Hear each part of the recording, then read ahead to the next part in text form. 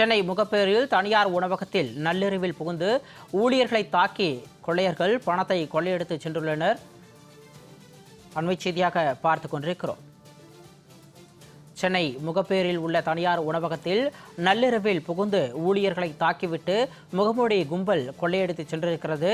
அண்மை செய்தியாக நாம் பார்த்துக் கொண்டிருக்கிறோம். ஊழியர்களை தாக்கிய முகமூடி கொள்ளை கும்பல் அங்கிருந்த சிசிடிவி கேமராக்களையும் அடித்து உடைத்து சென்றிருக்கின்றனர். அண்மை செய்தியாக பார்த்துக் கொண்டிருக்கிறோம். கூடுதல் விவரங்களோடு எமது செய்தியாளர் பார்த்திபன் இணைப்பில் இருக்கிறார். வணக்கம் பார்த்திபன். சென்னை முகப்பேரில் தனியார் உணவகத்தில் கொள்ளை சம்பவம் அரங்கேறியிருக்கிறது.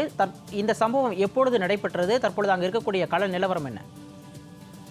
வணக்கம் சிகாமணி. சென்னை முகப்பேரியில பிரபல உணவகமாக இருக்கக்கூடிய ராம் அமிர்தம் அந்த உணவகம் விடுதி இருக்கிறது. இங்கு நள்ளிரவில் ஒரு பரபரப்பு ஏற்பட்டிருக்கிறது. முகமூடி அணிந்து வரக்கூடிய கும்பல் அங்க இருக்கக்கூடிய ஒரு மேலாளரையும் தாக்கி அந்த சிசிடிவி பொருத்தப்பட்டிருக்கூடிய அந்த பொருட்களையும் அடித்து உடைத்ததாக சென்னை ஜெயஜநகர் காவல் நிலையத்தில் ஒரு புகார் அளிக்கப்பட்டிருக்கிறது. சென்னை முகப்பேரி கிழக்கு ஜெயஜநகர் பகுதியை சேர்ந்தவர் கார்த்திக் அந்த பிரபல ராம் அமிர்தம் உணவகத்துல மேலாளராக பணிபுரிந்து வருகிறார். இந்த உணவகம் கட்டிட உரிமையாளர் வில்சன் மற்றும் ராம் அமிர்தம் ஹோட்டல் உரிமையாளர் நரசிம்மன் பாண்டியன் ஆகியோருக்கு இடையே குத்தகை ஒப்பந்தம் அடிப்படையில் செயல்பட்டு வந்ததாக கூறப்படுகிறது. இந்த நிலையில் இருவருக்கும் இடையே கருத்து வேறுபாடு காரணமாக குத்தகை தொடர்பான வழக்கு சென்னை அம்பத்தூர் நீதிமன்றத்திலும் மற்றும் பூந்தமல்லி நீதிமன்றத்திலும் இந்த பணம் கொடுக்கல் வாங்கல் இடத்தை கிரயம் செய்வது தொடர்பாக தனி வழக்குகள் நிலுவையில் இருப்பதாக கூறப்படுகிறது.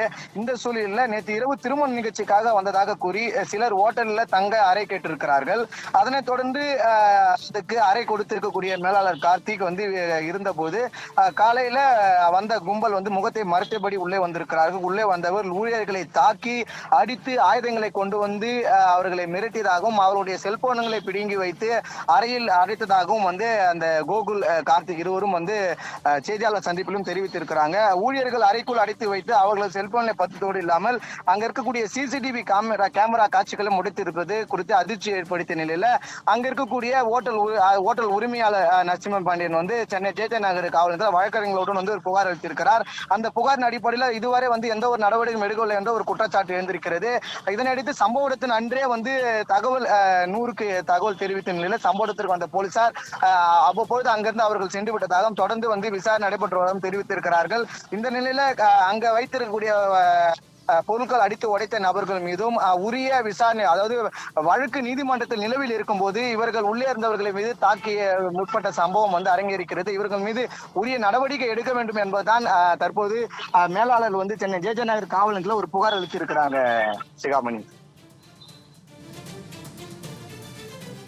விரிவான விவரங்களுக்கு நன்றி பார்த்திபன்.